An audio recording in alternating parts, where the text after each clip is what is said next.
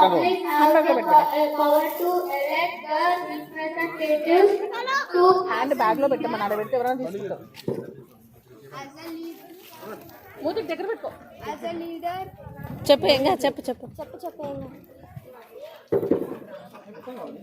as a leader to lead the country in a right way. Today, 26 January 2024, as we are celebrating our 75th Republic Day, is the national festival of our country, India. The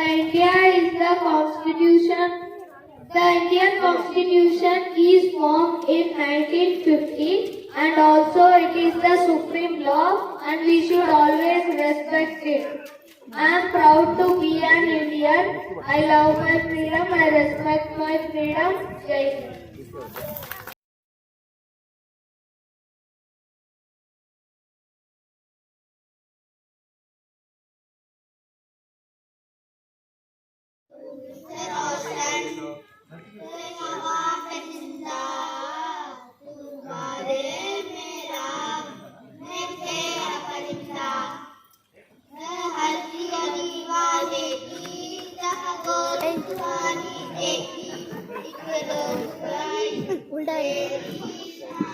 कभी याद करे तो समाना मर बीते मर मिट जाना जिक्र में शामिल मेरा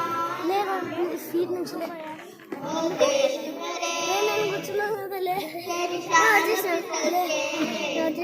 कोई दल है क्या तेरी धूल से लड़के तेरी धूल से रोशन तेरी हवा पे जिंदा वादे मेरा मैं तेरा परिंदा वेरी नाइस से तू हिमाचल सस्य श्यामल जीवदात्री की जय जयलु आसे तू हिमाचल सस्य श्यामल जीवदात्री की जय जयलु గట్టు దుమ్ములోన పోట్ల గిట్ట దూకినట్టు పొలేరమ్మ జాతరలో పోతరాజు ఊగినట్టు కిర్రు చెప్పులేసుకొని కర్రు సాము చేసినట్టు అర్రి చెట్టు నీడలోన కుర్ర గుంపు కూడినట్టు ఎర్ర జొన్న రొట్టెలోన మిరప దొక్కు కలిగినట్టు నా పాట చూడు నాటు నాటు నాటు నాటు నాటు నాటు కీల నాటు నాటు నాటు నాటు నాటు నాటు నాటు కూర నాటు నాటు నాటు నాటు సినిమలాగా పెంచనాటు నాటు నాటు నాటు పిచ్చు కత్తిలాగా వెర్రి నాటు. Enough of this nonsense! You two, out! No, Jade, I've had enough of your bullying.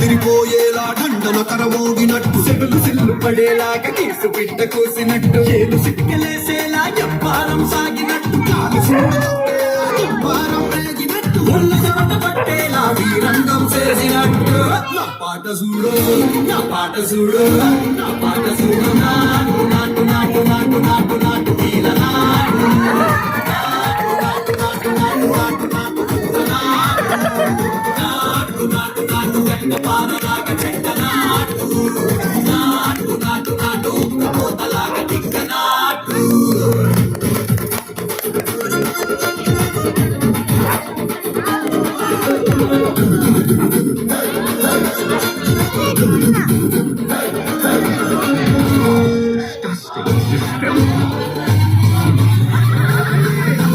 భూమి తత్తరిల్లేలా ఒంటిలోని రగతమంత రక్కలేసి ఎగిరేలా ఎసే రోయకాయకి నాటు నాటు నాటు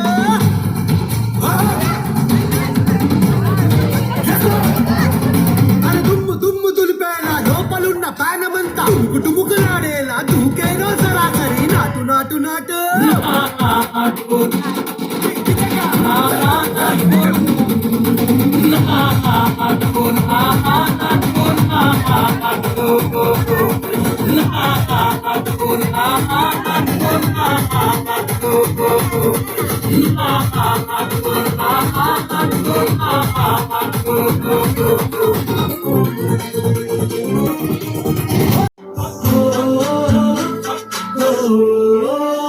संदेशे आते हैं हमें तड़पाते हैं, वो चिट्ठी आती है तो पूछे जाते हैं कि घर कब आओगे, कि घर कब आओगे, लिखो कब आओगे, कि तुम ये घर सुना सुना मैं गया जहाँ भी बस तेरी याद थी जो मेरे साथ थी, मुझको तड़पाती रुलाती सबसे प्यारी तेरी सूरत प्यार है, बस तेरा प्यार ही माँ तुझे सलाम, माँ तुझे सलाम। अब तो हमें आगे बढ़ते हैं रहना, अब तो हमें साथी है बस इतना ही कहना। कंधों से मिलते हैं कंधे कंधों से कदम करते हैं, हम चलते हैं जब ऐसे तो दिल कुछ मिलते हैं। మనరే దేశం మనరే దేశం మనరే హృదయం నరెండా మనరే నీతి మనరే జాతి మనరే నీతి మనరే జాతి మనరే ప్రజల అందరంగా మనరే అందాల బంధం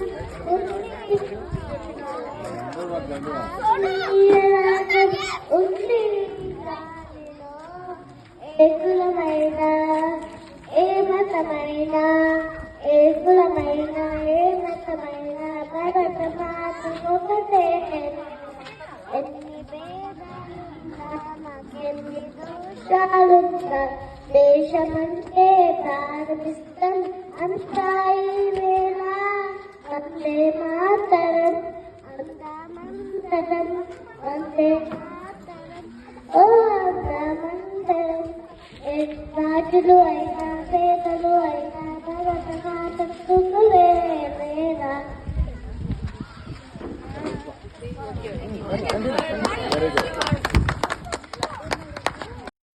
మనకు బ్రిటిష్ వారి రాజ్యాంగాన్ని మనం అమలు చేస్తూ వచ్చాము. అంటే వారు విధించినటువంటి విధానాలు వారి పరిపాలన కొనసాగిస్తూ వచ్చాము.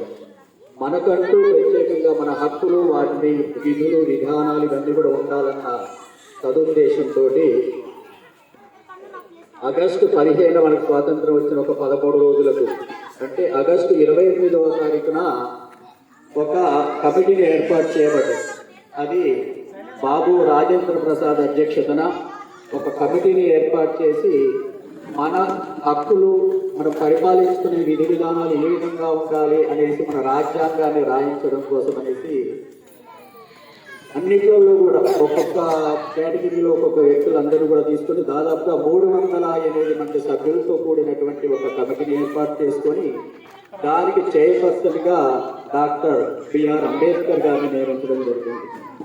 వారు దాదాపుగా 2 సంవత్సరాల 11 నెలల 18 రోజుల పాటు గణించి మనకు ఏ విధంగా ఉండాలి అనేసి కూర్చొని వారందరూ కూడా రాసిన తర్వాత 1949 నవంబర్ 26వ తారీఖున భారత రాజ్యాంగం అనేది అంతముందుకున్న సంస్థకు వారు అందజేశారు. వారందరూ కూడా కూర్చొని ఆ రోజుని ఆమోదించారు. నవంబర్ 26వ తారీఖు 1949లోనే మన రాజ్యాంగం ఆమోదించబడ్డది. కానీ అధికారికంగా మాత్రము జనవరి 26, 1950గా నిర్వహిస్తున్నాం. దానికి కారణం ఏమిటి అంటే 1930లో మన దేశ నాయకులందరూ కూడా కలిసి పెషావర్లో ఒక తీర్మానం చేసుకున్నారు.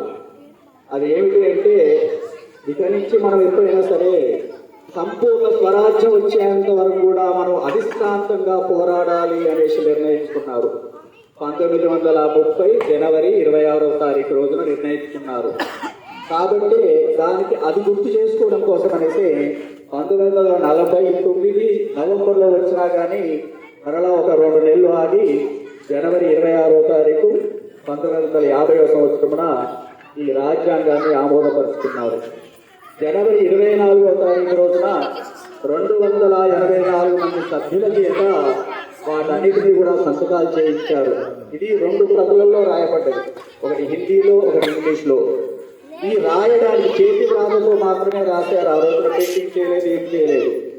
ఈ రాత రాయడానికంటే మన రాజ్యాంగంలోని హక్కులు, అధికారాలు వీటన్నిటిని రాయడానికి సుమారుగా 114 రోజులు పట్టింది చేతితో రాయడానికి.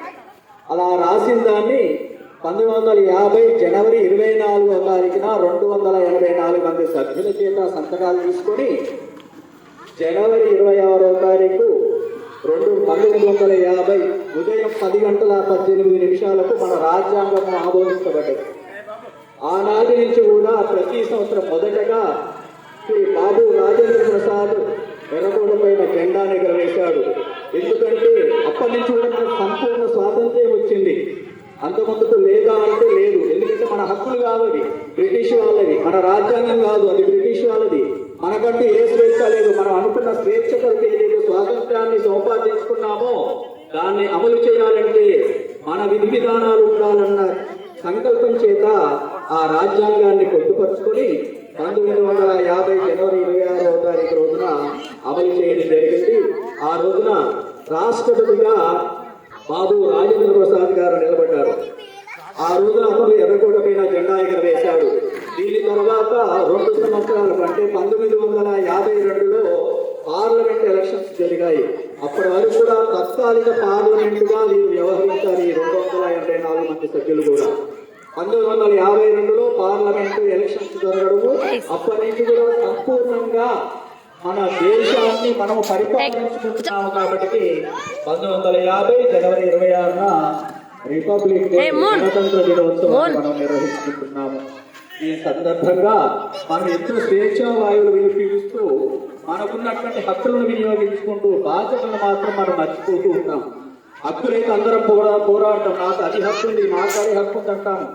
ప్రతి ఒక్క దానికి హక్కులు మాట్లాడతాము, కానీ మన బాధ్యతను ఎవ్వరు కూడా చేయము. చిన్న ఉదాహరణ, తిన్నాము, చేసాము, ఇక్కడ చేతులు పడేసాము, మనకు బాధ్యత లేదు. ప్రతి ఒక్కరు మాత్రం హక్కుల గురించి అడుగుతాం. నాకు కాయటకు రాలేదు అడుగుతాం, అది హక్కు. ప్రతి విషయాలు కూడా అంతే. ఏదైతే రాజ్యాంగంలో పొందుపరిచిన హక్కులు ఉన్నాయో వాటిని ఎవరైతే అమలు చేస్తారో తూచా తప్పకుండా వారు మాత్రమే నిజమైన భారతీయ పౌరులు. మనం మాత్రమే అప్పుడు రాజ్యాంగాన్ని గౌరవించినట్టు అవుతుంది. కానీ మన హక్కుల కోసం పోరాడి మన బాధ్యతలను విస్మరించినట్లయితే నిజమైన దేశపు పౌరులను కాదు. ఈ విషయాన్ని అందరూ కూడా గుర్తుపెట్టుకోవాలి. చిన్నవాళ్ళు కావచ్చు, పెద్దవాళ్ళు కావచ్చు, ఎవరైనా సరే ఏ పని చేసినా సరే మన బాధ్యత ఏంటి అనేది మనం గుర్తు చేసుకోవాలి. ఆ బాధ్యత ప్రకారంగా నడుచుకోవాలి. తర్వాత మన రాజ్యాంగాన్ని రాసుకున్నాం. దాంట్లో కులాలొద్దు, మతాలొద్దు, అవి వద్దు, ఇవి వద్దు, అందరం ఒక్కటే అనుకుంటూ మాటలు చెప్తూ ఉంటాం. కానీ చేతలకు వచ్చేసరికి ఏమవుతుంది? నువ్వు ఎస్టీ, నేను ఎస్టీ, నేను బీసీ, నువ్వు ఓసీ అనేసి అన్ని రకాలుగా పెట్టారు. మళ్ళీ రాజకీయ ప్రయోజనాల కోసం ఒక్కొక్కరిని మనల్ని విడదీస్తూ వచ్చారు. మనం కూడా దాని మాయలో పడేసి నీ కులము, నాది ఆ కులము, మనది ఈ మతం, ఆ మతం అనుకుంటూ కూడా అందరం కూడా విడిపోతూ వస్తున్నాము.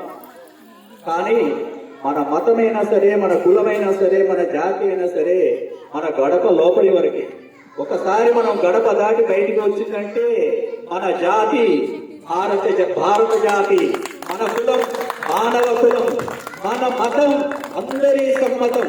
ఇది ఉన్నప్పుడే మన దేశాన్ని ఇంకా ముందుకు వెళ్ళగలుగుతాము. కానీ కులాల పేర్లు చెప్పి, మతాల పేర్లు చెప్పి విడదీస్తూ ఒకరికొకరికి దుప్పట్లు పెడుతూ ఈ విధంగా చేస్తున్నంత కాలం ఎన్ని ఇటువంటి గణతంత్ర దినోత్సవాలు జరుపుకున్నా, ఎన్ని స్వాతంత్ర దినోత్సవాలు జరుపుకున్నా కానీ అది వృధా అవుతుంది.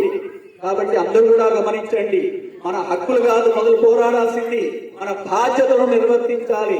అది సక్రమంగా నిర్వర్తించి మనం చేయాల్సినటువంటి పనులన్నీ చేసినప్పుడే మన హక్కులు దానంతట అవే వస్తాయి. కాబట్టి ఈ విషయాన్ని అందరూ కూడా దృష్టిలో ఉంచుకోండి.